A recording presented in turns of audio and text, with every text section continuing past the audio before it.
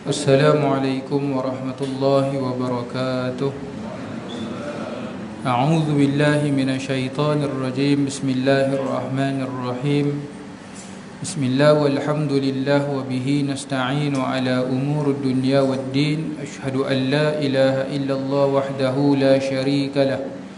Wa asyhadu anna Muhammadan abduhu wa rasuluh. Allahumma salli wa sallim wa barik ala sayyidina wa habibina Muhammad wa ala alihi wa sahbihi ajma'in. Subhanaka la ilma lana illa ma 'allamtana innaka antal alimul hakim.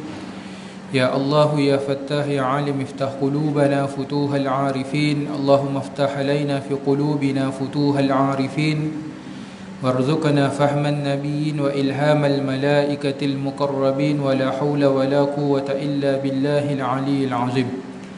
Alhamdulillah, syukur pada Allah Subhanahu wa taala, sama-sama pada pagi ini masih lagi direzekikan kita untuk sama-sama mendirikan solat subuh secara berjemaah dan sama-sama dapat kita duduk di dalam majlis ilmu. Mudah-mudahan kita semua mendapat rahmat keberkatan daripada Allah Subhanahu wa taala. Hadirin hadirat muslimin muslimat, tuan-tuan, puan-puan, ibu ayah yang dirahmati Allah taala sekalian. Alhamdulillah, insya-Allah pada pagi ini saya akan bicarakan tajuk berkenaan dengan ibadah korban. Selang beberapa minggu ataupun beberapa hari lagi yang mendatang, kita akan bertemu dengan 10 Zulhijjah dan kita akan menyambut sambutan Idul Adha, yang kita sambut dengan mendirikan solat sunat Idul Adha dan melakukan ibadah korban. Hadirin muslimin muslimat yang dirahmati Allah, Allah Subhanahu wa taala menyebut di dalam Al-Quran, inna a'tainakal kautsar fasalli li rabbika wanhar. Sesungguhnya kami anugerahkan kepada engkau wahai Muhammad Al-Kautsar. Apa makna Al-Kautsar? Al-Kautsar datang dengan dua makna. Yang pertama, para ulama menafsirkan Al-Kautsar itu telaga Kautsar, yang mana sebelum daripada masuk ke dalam syurga, orang yang beriman mereka akan dapat minum daripada telaga Kautsar dan mereka tidak akan dahaga selama-lamanya. Yang kedua, yang disebut dengan Kautsar ini asal daripada kata dasar kathir, banyak, nak menggambarkan betapa banyaknya anugerah nikmat yang Allah Ta'ala kurniakan kepada kekasihnya baginda Nabi Muhammad SAW, khususnya dan umumnya kepada umat Islam.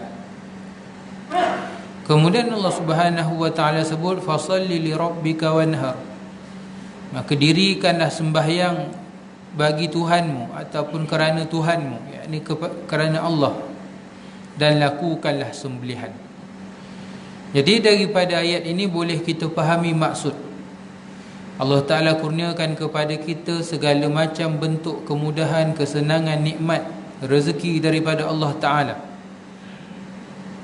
Sekurang-kurang pada akal kita, tapi sebesar-besar pada sisi Allah Ta'ala, yakni kita dapat iman, nikmat iman dan Islam. Tuan-tuan, tidur pun nikmat, tuan-tuan. Hari ni ada orang dia nak tidur kena makan ubat dulu, tuan-tuan. Kalau tidak, tak boleh tidur. Ada orang, tuan-tuan, nak berfikir pun kena makan ubat dulu, tuan-tuan. Kita Alhamdulillah tidur senang, tak payah makan ubat, tuan-tuan. Kalau ubat pun bukan kena dengan tidur, tuan-tuan. Tak makan ubat lagi senang tidur. Orang kecil manis, tuan-tuan, makan nasi je ngantuk, tuan-tuan. Contohlah. Kemudian kita nak berfikir tanpa perlu guna ubat. Ada orang nak berfikir pun kena makan ubat, tuan-tuan. Orang ada masalah mental kan, masalah emosi kan? Selain daripada terapi dengan cara-cara lain, dengan perubatan moden, kena makan ubat, tuan-tuan, tenangkan diri. Nak pandai pun kena makan ubat, tuan-tuan. Baru-baru ni kan anak-anak dapat keputusan SPM, ramai yang dapat keputusan straight A, tuan-tuan kan? Tapi minta maaf, saya tegur, bukan kita jealous. Saya dah lama dah SPM, tuan-tuan pun dah lama kan. Kenapa nak dibangga-banggakan sangat tayang sana sini, tuan-tuan? Itu baru permulaan langkah pertama dalam hidup, tuan-tuan.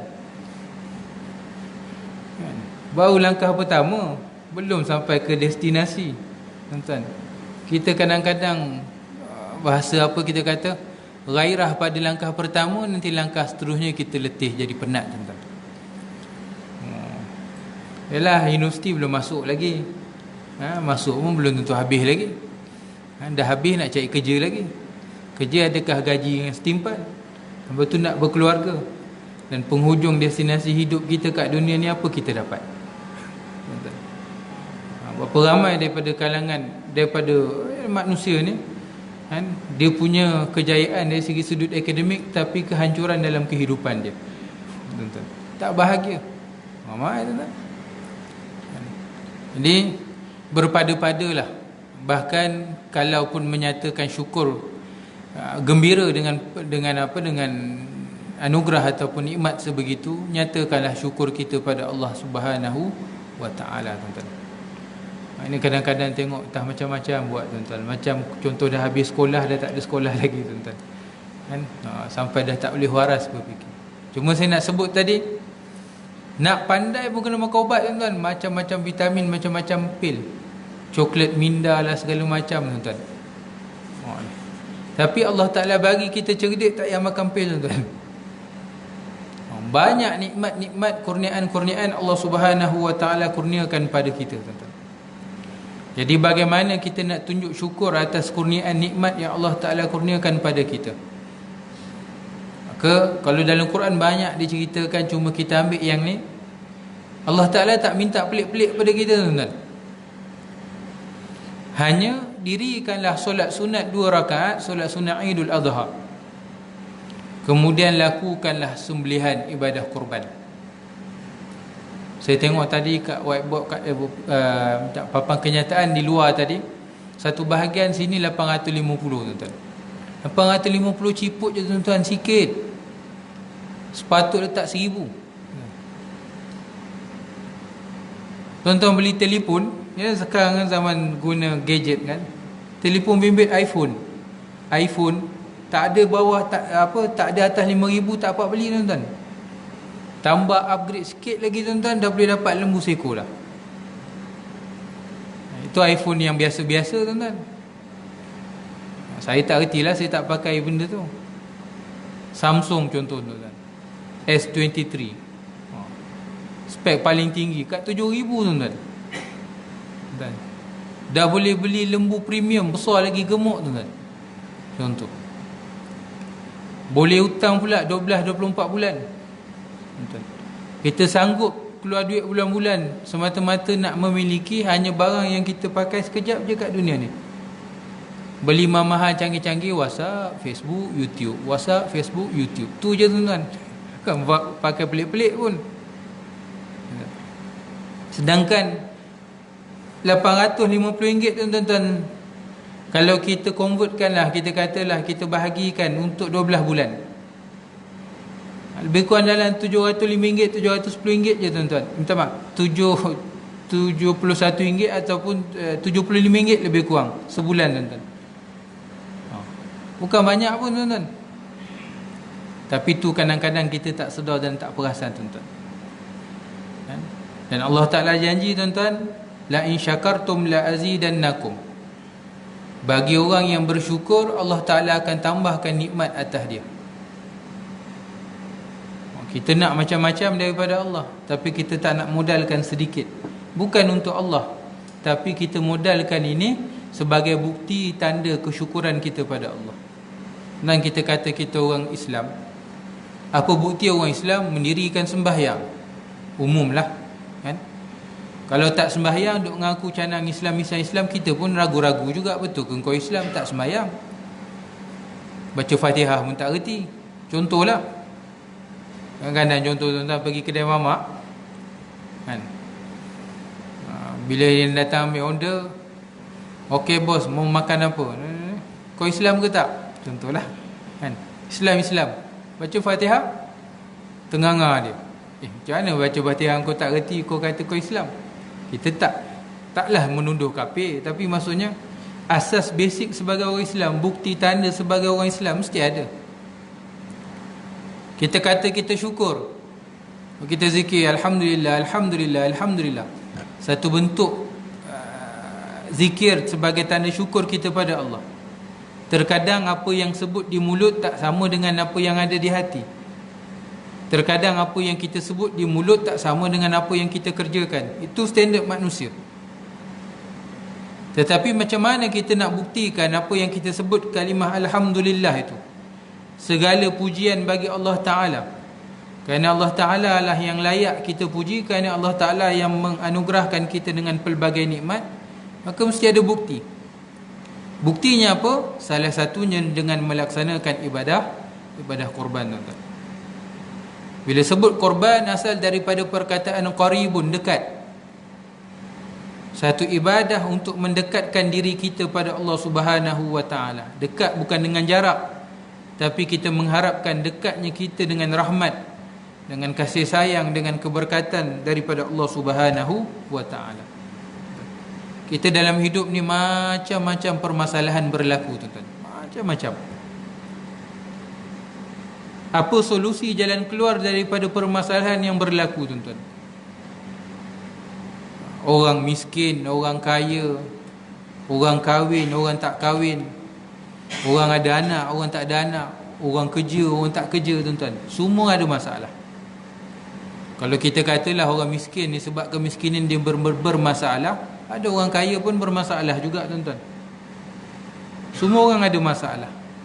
Tetapi daripada nikmat-nikmat yang Allah Ta'ala kurniakan pada kita, apakah peruntukan yang kita keluarkan sedikit untuk sebagai tanda syukur kita pada Allah Subhanahu wa Ta'ala. Bila sebut ibadah korban, dia ada sejarah dia, tuan-tuan. Saya nak kongsikan sedikit tentang sejarah ibadah korban yang kita boleh ambil ibrah, pengajaran daripada peristiwa yang berlaku, tuan-tuan.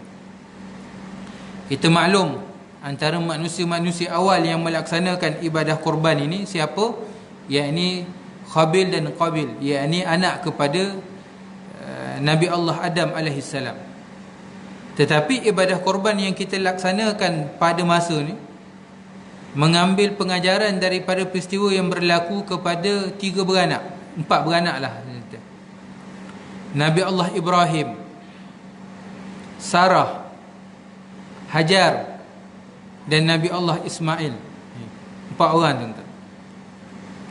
Kita maklum, kita baca sejarah tentang kisah Nabi Allah Ibrahim berkahwin dengan perkahwinan yang cukup lama dengan Sarah, sehingga umur beliau mencecah kepada umur 90 tahun, masih lagi belum dikurniakan zuriat anak. Dan biasa kita dengar kisah Nabi Allah Ibrahim yang mana beliau dicampak di dalam api, dibakar oleh Raja Namrud pada ketika itu. Kalau kita bandingkan, tuan-tuan, antara dua ni, tak dapat anak dengan campak dalam api, agak-agak mana lagi dahsyat, tuan-tuan? Kalau pandangan saya, tuan-tuan, lebih dahsyat bila orang tak dapat anak daripada kena campak dalam api. Api hanya menyakitkan tubuh badan kita sahaja, tuan-tuan. Mati-matilah.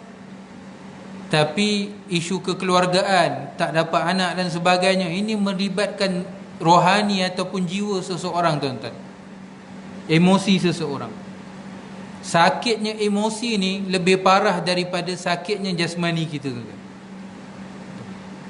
Sebab dalam perubatan, kalau kita tanya doktor-doktor ni, tuan-tuan, salah satu menjadi penyebab besar seseorang itu boleh sembuh daripada penyakit-penyakit tertentu, dia perlu kepada sokongan emosi yang kuat, selalu fikir positif dan sebagainya.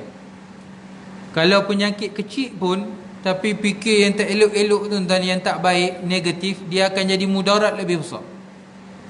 Tapi kalau penyakit besar, insya-Allah, ini berdasar kajian, tak perlu dalil, tuan-tuan, penyakit-penyakit besar insya-Allah boleh sembuh kalau orang tu berfikir dengan fikiran yang positif, tuan-tuan. Jadi emosi, jiwa, perasaan ini main peranan besar dalam kehidupan kita, tuan-tuan. Jadi Nabi Allah Ibrahim alaihissalam, tuan-tuan, berkahwin dengan Sarah sampai kepada umurnya, perkahwinan yang lama sampai kepada umurnya hampir kepada 90 tahun, masih lagi belum dikurniakan zuriat. Kemudian berkahwin dengan Hajar. Jadi bila berkahwin dengan Hajar, Nabi Allah Ibrahim dan Sarah masing-masing ada pengorbanan dari segi sudut perasaan, tuan-tuan. Emosi lagi, tuan-tuan. Hajar pun sama. Berkahwin dengan Hajar dikurniakan zuriat. Dikurniakan zuriat. Dapatlah anak yang dinamakan dengan Ismail. Tuan-tuan bayang, tuan-tuan, kahwin punya lama tak dapat anak. Bila dapat anak, apa perasaan, tuan-tuan? Mesti seronok, tuan-tuan. Mesti seronok. Bila dapat anak, tuan-tuan, tengah seronok-seronok, dapat anak itu pun ujian. Maksudnya musibah itu ujian, kemudian nikmat itu pun ujian. Bila dapat anak seronok, Allah Ta'ala perintahkan supaya anaknya, yakni Ismail, dan isterinya, yakni Hajar, dihantar ke satu tempat yang tak ada manusia tinggal, tak ada makanan di situ. Tempat kering kontang. Hari ini dipanggil dengan Makkah Al-Mukarramah. Tuan-tuan, baru anak kecil, tuan-tuan, belum puas nak main dengan anak kecil bermanja. Tiba-tiba Allah Ta'ala perintahkan, tuan-tuan, apa rasa perasaan? Kita baru hantar anak sekolah asrama pun dah tak keruan, tuan-tuan. Anak aku makan tak makan, macam mana duduk kat asrama, kan? Reti tak basuh baju. Risau, tuan-tuan. Ini lagi lah, tuan-tuan, asrama pergi ambil balik, tuan-tuan. Anak pun dah besar, ini masih kecil lagi, tuan-tuan. Allah Ta'ala perintahkan Nabi Allah Ibrahim, untuk menghantar anaknya Ismail dan isterinya, yakni Hajar, ke satu tempat yang tak ada nama pada ketika itu, tak ada makanan, tempat yang kering kontang, yang akhirnya barakah dengan sebab mentaati perintah Allah. Tempat tu makmur sampai hari ini, dipanggil Tanah Haram, yakni Makkah Al-Mukarramah. Kemudian selang beberapa ketika, Allah Ta'ala perintahkan Nabi Allah Ibrahim untuk menziarahi anaknya ataupun keluarganya di Makkah. Dan seronoklah, tuan-tuan, ujian demi ujian, kena hantar anak dan isteri ke tempat yang kita kata yang ekstrim lah, yang susah orang nak hidup di situ. Tak tahu bagaimana keadaan mereka. Dulu mana ada WhatsApp, tuan-tuan, mana ada Facebook, nak boleh nak update cerita, kan? Bila Allah Ta'ala perintahkan Nabi Allah Ibrahim, pasti dia seronok dapat menziarahi anaknya. Tetapi dalam keseronokan itu, kan, musibah seronok, semua ada ujian. Di sebalik keseronokan itu, Allah Ta'ala perintahkan apa? Supaya menyembelih anaknya Ismail alaihissalam. Tuan-tuan, tadi ujian kecil-kecil je, ujian tak dapat anak, okeylah, kan. Kemudian ujian dari bentuk nikmat, dapat anak. Kemudian datang lagi dalam bentuk musibah, kena hantar anak kat tempat yang jauh, keluarga, kan. Kemudian bila ziarah dapat nikmat, dapat ujian dalam bentuk nikmat. Kemudian datang lagi musibah, suruh sembelih, tuan-tuan. Dahsyat, tuan-tuan, kan. Cuba kalau bapak kita, tuan-tuan, nak sembelih kita, lari kita, tuan-tuan. Takut kita bapak nak sembelih anak pun tak ada, tuan-tuan. Sayang dengan zuriat kita, tuan-tuan. Sehingga peristiwa ni Allah Ta'ala rakam dalam Al-Quran,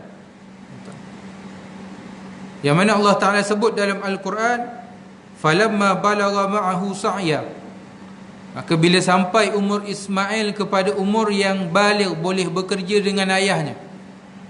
Ini nak cerita dua beranak ni lah orang yang membangunkan binaan Kaabah. Jadi tanda sampai hari ni adanya makam Ibrahim, tempat batu yang dipijak oleh Nabi Allah Ibrahim untuk menaikkan binaan Kaabah. Ada yang dipanggil dengan Hijr Ismail, salah satu daripada bahagian Kaabah. Ada riwayat mengatakan itu juga termasuk daripada rumah Nabi Allah Ismail, bercantum dengan Kaabah. Jadi ditinggalkan dua tanda ni sampai hari ni, tuan-tuan, supaya manusia mengambil pengajaran hikmah daripada kisah dua beranak ni. Kemudian disebut, qala ya bunayya, wahai anakku, inni ara fil manam inni azbahuka fanzur maza tara. Wahai anakku, sesungguhnya aku melihat dalam mimpi, sesungguhnya aku akan menyembelihmu, apa pandangan kamu? Mimpi para nabi dan rasul merupakan wahyu daripada Allah. Mimpi kita tak boleh tak sama. Jadi Allah Ta'ala memerintahkan kepada Nabi Allah Ibrahim untuk menyembelih anaknya, yakni Ismail. Tanya dulu pada anak dia. Kita kalau bapak kita tanya lagi dah tuan-tuan, tak tunggulah. Bapak kita bukan Nabi, bukan Rasul kan. Ni abah nak sembelih aku baik lagi. Contoh. Kemudian Allah Ta'ala sebut dalam Quran, Allah Ta'ala rakam, qala ya abati, wahai ayahku, ini kata Ismail, if'al ma tu'maru satajiduni insya'allahu minas sabirin. Lakukanlah apa yang telah diperintahkan, nescaya engkau akan dapati aku daripada kalangan orang-orang yang sabar. Ini hebat. Ni keluarga contoh yang kita perlu ambil contoh daripada mereka. Para Nabi dan Rasul, mereka ni sami'na wa ata'na, kami dengar, kami patuh.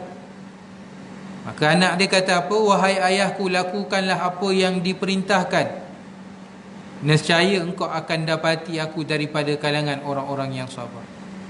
Antara pengajaran boleh kita ambil apa dia tuan-tuan? Yang masih ada mak ayah, kadang-kadang mak ayah kita nasihat benda baik, kenapa kita nak lawan-lawan? Betul tak tuan-tuan? Anak yang soleh, dia akan ikut perintah mak dan ayah dia. Contohlah, bapak kita kata, sembahyanglah, nantilah. Kita jawab. Tak boleh jawab macam tu tuan-tuan. Dia bukan suruh kita buat maksiat, dia suruh kita buat kebaikan tuan-tuan, buat ibadah yang jadi tanggungjawab kita. Ambil contoh Nabi Allah Ismail, ni nak kena sembelih, tapi dia boleh kata, lakukanlah ayah seperti mana yang diperintahkan, pasti kau akan dapati aku daripada kalangan orang yang sabar ni tuan-tuan. Maka kita lihat rentetan peristiwa yang berlaku ni tuan-tuan. Allah Ta'ala uji Nabi Allah Ibrahim, Ismail, termasuk dengan Hajar tuan-tuan, dengan ujian-ujian yang melibatkan emosi dan jiwa. Akhirnya Allah Ta'ala ganti pengorbanan mereka ni dengan apa? Ketika mana hendak disembelih Nabi Allah Ismail, digantikan dengan 2 ekor kibas.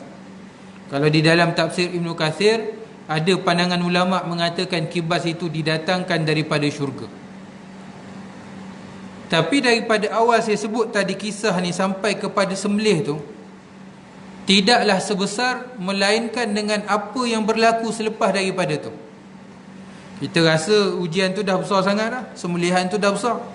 Rupanya ni yang saya nak sebut, bagi orang yang bersyukur, Allah Ta'ala tambahkan nikmat atas dia. Bila sebut tambahan nikmat, bukan semestinya tambahan nikmat tu hari ni keluar RM1, besok datang RM700. Tak tuan-tuan. Tapi tambahan nikmat tu apa dia tuan-tuan? Mudah untuk kita ibadah, ibadah kita banyak, hati kita tenang, jiwa kita bahagia tuan-tuan. Merasai akan halawatul iman, halawatul ibadah, kemanisan beriman, kemanisan beribadah. Seronok tuan-tuan. Jiwa damai, tenang je tuan-tuan. Ini. Jadi setelah daripada awal sampai kepada digantikan dengan kibas, rupanya ada yang lebih besar Allah Ta'ala anugerahkan. Apa dia? Dengan sebab peristiwa ini, dia jadi contoh zaman berzaman sampai kepada zaman kita ni tuan-tuan. Sebab Nabi SAW sebutkan, barang siapa yang mencontohi satu amalan baik, yang mengajarkan satu amalan baik, mengadakan satu perbuatan baik, kemudian perbuatan itu dilakukan oleh orang lain, yang buat dapat pahala, yang mengasaskan, mencontohkan, menunjukkan pun dapat pahala.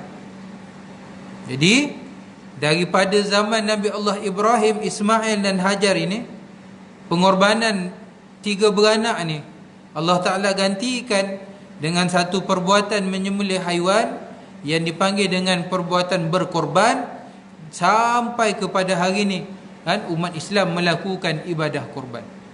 Ini sejarah kisah syariat Nabi Allah Ibrahim alaihissalam sebelum lagi daripada Nabi Muhammad SAW.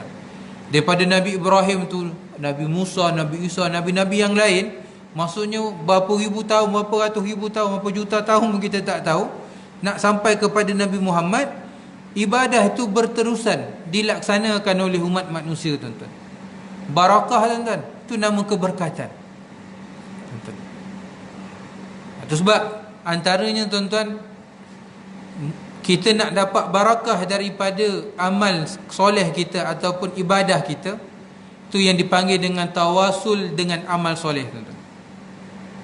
Mungkin ada daripada kalangan kita yang dah daftar haji, duit dah cukup, tapi masih lagi menunggu giliran untuk pergi haji.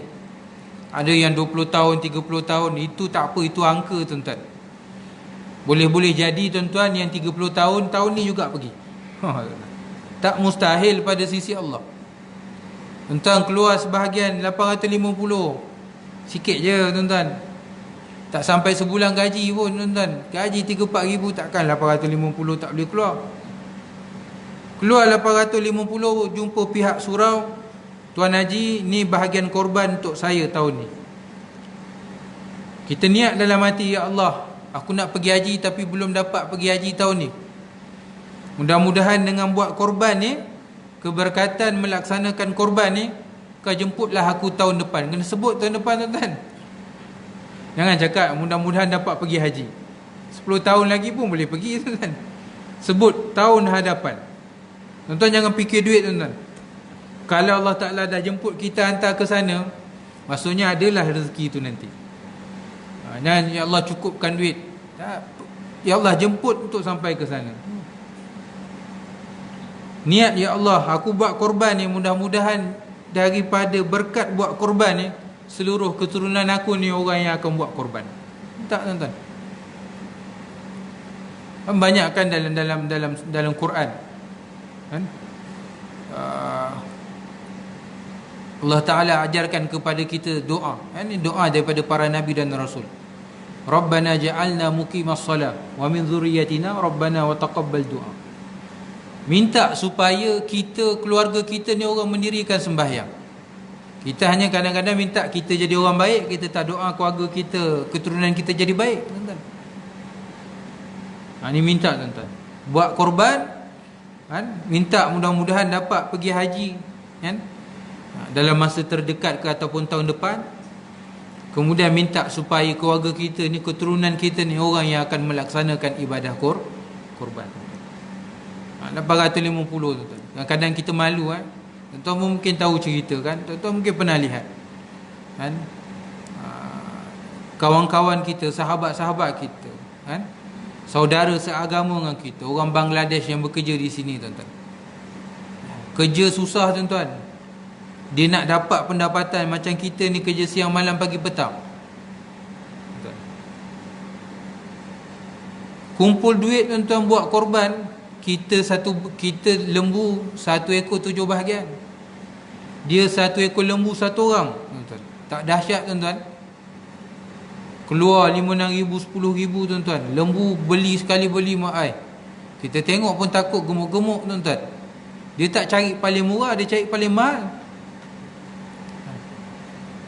Kita, tuan-tuan, minta maaf saya sebut, kan? Buat korban tanya masjid, tanya surau. Tuan Haji, 1 bahagian berapa? 850. Mak ai mahalnya. Tak ada yang murah lagi ke, tuan-tuan? Masjid surau letak 1 rate je. Tak adalah, tak apalah, pergilah cari tak mana-mana, tuan-tuan. Korban luar negara 4,5. Sedangkan dia mampu lebih daripada 850. Dia tak zalim ke, tuan-tuan? Betul, tuan-tuan? Kalau 450 2 bahagian kita faham pula, tuan-tuan. 1 bahagian je, itu pun minta diskaun lagi, tuan-tuan. Zalim, tuan-tuan, zalim. Saya ambil contoh, tuan-tuan, lagi. Rokok. Ni orang yang isap rokok, tapi bukan section 20 lah, orang tempat lain, tuan-tuan. 1 kotak rokok tu 20 batang berapa, tuan-tuan? Kita ambil lah, tak payah Dunhill mahal, tuan-tuan. Rokok saat lah, tuan-tuan. RM10 kan? Tak tahulah dulu. Sekarang ambil purata RM10 lah. RM10. RM10, tuan-tuan. Kalau orang yang memang, ya, rokok ni kan dia ada 2 kan, social smoker dengan heavy smoke, kan? Heavy smoker kan, dua jenis. Sosial ni kawan-kawan je. Ni kita punya jenis rutin seokok. Satu hari satu kotak. Ini paling kurang lah tuan-tuan. 30 hari tak 300 ke tuan-tuan? Tolaklah puasa Isnin Khamis tuan-tuan, 20 kotak 20 hari. Tak RM200 tuan-tuan. Satu tahun 2,400 ringgit tuan-tuan. Tak banyak berapa banyak bahagian tu boleh dapat tu. 3 bahagian lebih kurang tuan-tuan. Adakah kita tak mampu? Jawapannya kita mampu. Tinggalkanlah. Bukan saya kata tinggal terus tuan-tuan. Tak mampu sikit-sikit lah. Simpan duit buat ibadah korban. Mudah-mudahan tuan-tuan nikmat Allah Ta'ala beri pada kita ni, kita hargai nikmat tu tuan-tuan. Akhirnya Allah Ta'ala ganti dengan nikmat yang lebih besar tuan-tuan. Saya nak kongsi sikit pengalaman saya tuan-tuan. InsyaAllah lah dalam sebulan ni tuan-tuan doakan, mudah-mudahan dipermudah segala urusan dunia dan akhirat tuan-tuan. Dapat kebahagiaan dunia dan akhirat tuan-tuan. Dapat keberkatan rahmat daripada Allah Ta'ala tuan-tuan. Dalam sebulan ni tuan-tuan macam-macam dalam kehidupan saya tuan-tuan. Tapi semua seronok lah. Bukan benda duka cita tuan-tuan. Benda yang tak disangka-sangka, tak terfikir akal saya tuan-tuan. Tapi saya tak boleh cerita secara detail tuan-tuan. Saya simpan duit tuan-tuan. Ni cerita lah tuan-tuan. Saya ada satu kereta saya nak beli untuk guna dakwah tuan-tuan. Saya simpan duit, kumpul duit tuan-tuan. Saya nak beli 4x4, beli truck. Tuan-tuan pun mungkin dah tahu kot kan. Tuan-tuan pun dah kenal saya lama. Saya nak bawa kereta tu, nak angkat barang. Tiap-tiap bulan saya nak pergi orang asli, saya nak hantar beras tuan-tuan, dakwah, santuni dia orang. Jadi sampai satu ketika tuan-tuan, ini cerita dalam sebulan ni tuan-tuan, ada satu hal terjadi yang saya terpaksa kena keluar duit tu tuan-tuan. Terpaksa guna duit tu tuan-tuan. Dan dia pun terkait juga dengan dakwah juga tuan-tuan. Tapi dah ke channel lain lah tuan-tuan. Tak mau habis-habis 15-20 ribu juga tuan-tuan. Tapi saya doa, kalau ni lah Allah Ta'ala takdirkan begini, mudah-mudahan dia jadi daripada pintu-pintu kebaikan. Mudah-mudahan Allah Ta'ala ganti yang lebih baik lagi tuan-tuan. Rupa-rupanya tuan-tuan memang betulnya begitu. Dalam tak disangka-sangka tuan-tuan doa lah. Ini dalam proses tuan-tuan. Saya akan dapat kereta saya tanpa perlu berhutang tuan-tuan. Asalnya nak kumpul modal untuk down payment je.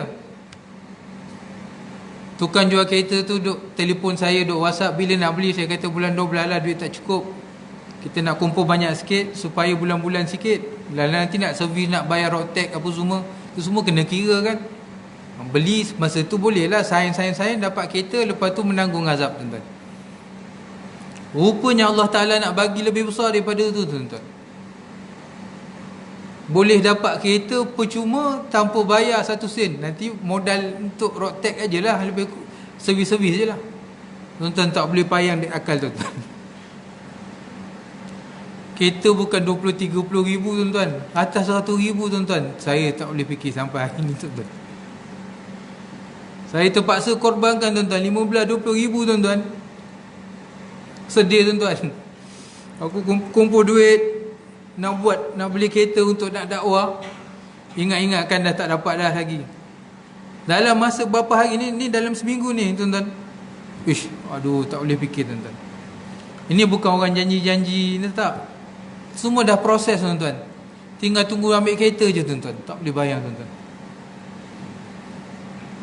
Itu sebab saya cerita ni apa tuan-tuan, saya nak bagi galakan pada tuan-tuan sekalian.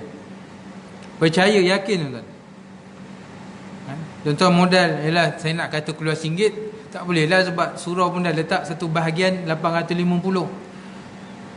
Kita ada kesempitan dalam hidup kita, ada permasalahan keluarga dan sebagainya. Jadikanlah ibadah korban itu sebagai satu wasilah untuk kita nak dapat kebaikan daripada Allah Subhanahu Wa Taala. Boleh je Allah Ta'ala nak bagi pada kita macam-macam, tapi tunjukkanlah kesungguhan kita sebagai tanda syukur kita ke atas nikmat yang Allah Ta'ala kurniakan. Keluarkanlah sedikit daripada harta kita untuk melakukan ibadah korban. Kemudian seterusnya tuan-tuan, saya nak sebut tentang adab melaksanakan korban. Dia terkait dengan hukum syarak. Kita maklumkan daging korban ini akan dibahagi kepada 3 bahagian. Ini saya bukan nak cerita pada pihak surau, tak ada masalah. Saya nak cerita pada peserta korban, sampaikanlah pada orang lain. Kadang-kadang macam-macam meragam peserta korban ni tuan-tuan. Masa nak bayar bahagian tu, dia punya order tuan-tuan, saya nak batang pinang dengan ekor. Ni nak korban ke nak korbankan orang?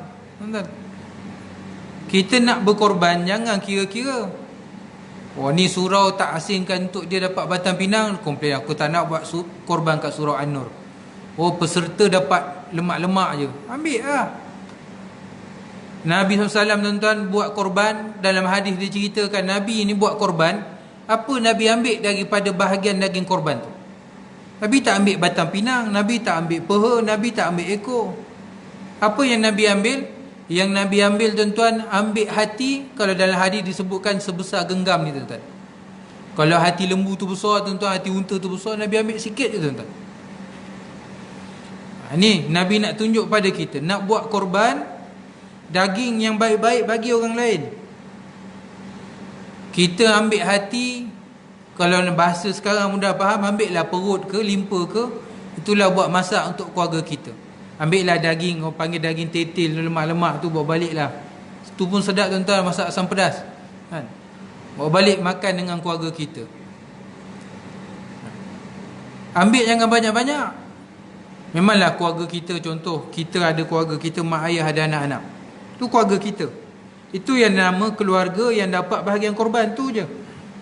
Mak ayah kita dah keluarga lain, adik-beradik kita keluarga lain, pak saudara, mak saudara kita, sepupu lagi tak kena-mengena tuan-tuan, keluarga jauh. Ini dia punya minta kadang-kadang, Tuan Haji ni saya dah bayar 800.5 je, bukan seekor lembu. Dia kata saya ni, keluarga saya ni, mak ayah saya, adik-beradik saya, pak saudara saya, mak saudara saya, sepupu-sepupu saya. Baik kau ambil je semua ni, tak payah buat kat sini. Ada orang memang perangai dia macam tu. Ni saya nasihatkan, buat ibadah korban, betul-betul buat ibadah korban.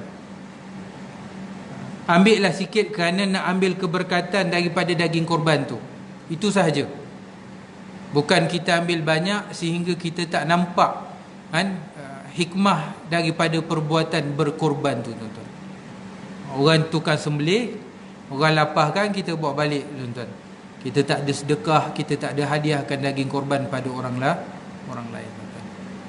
Ni. Cuba buat tahun ni tuan-tuan. Minta pihak surau tak apalah, bagi saya sekilo tu. Kalau bungkus sekilo-sekilo lah. Buat sekilo saya makan, yang lain bagilah orang lain. Biar orang lain dapat rasa nikmat makan daging korban tuan-tuan. Buat gitu. Dan terakhir saya nak sebut tuan-tuan, yang mana Allah Subhanahu wa taala sebut dalam Al-Quran, la yanalallahu luhumuha wala dima'uha walakin yanaluhu taqwa minkum. Ini tak akan sampai daging dan darah kepada Allah. Kita sembelih tuan-tuan, daging dan darah tu kat bumi je lah. Tetapi yang sampai kepada Allah hanya takwa kepada Allah. Ni kita hari tu bulan Ramadan kan, puasa. Bila kita puasa, natijah puasa ni takwa.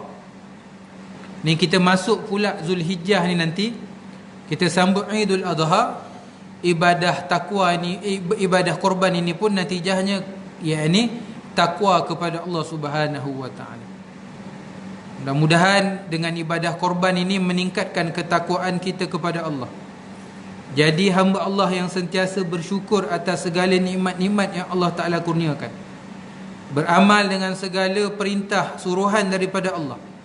Meninggalkan segala larangan-larangan yang Allah Ta'ala tetapkan atas diri kita.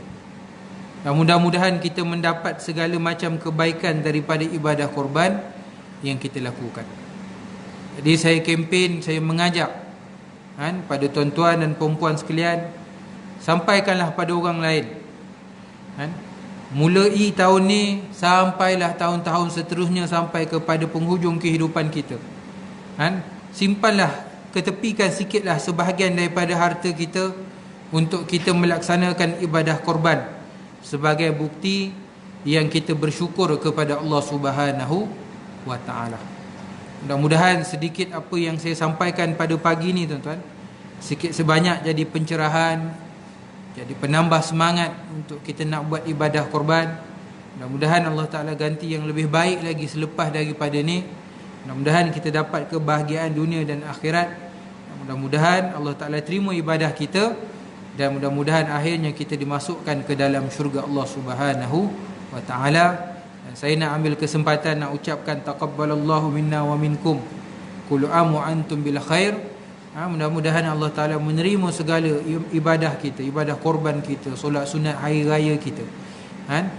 Mudah-mudahan sepanjang tahun kita dengan kebaikan daripada Allah Subhanahu wa ta'ala. Jadi saya tutup majlis ini dengan bacaan doa dengan tasbih kafarah dan surah Al-Asr. A'udzubillahi minasyaitonirrajim. Bismillahirrahmanirrahim.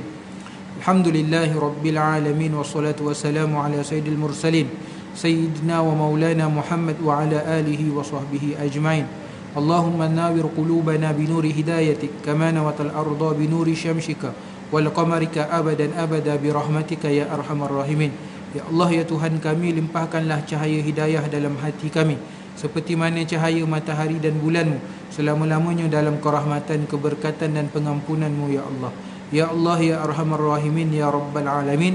Rabbana atina fid dunya hasanah wa fil akhirati hasanah wa qina adzaban nar. Wa sallallahu ala sayyidina Muhammad wa ala alihi wa sahbihi wa baraka wa sallam, walhamdulillahi rabbil alamin. Subhanakallahumma wa bihamdika ashhadu an la ilaha illa anta astaghfiruka wa atubu ilaik. Bismillahirrahmanirrahim. Wal 'asr innal insana lafi khusr illa alladhina amanu wa 'amilus solihat wa tawasaw bil haqq wa tawasaw bis sabr. Wabillahi taufiq wal hidayah. Wassalamualaikum warahmatullahi wabarakatuh.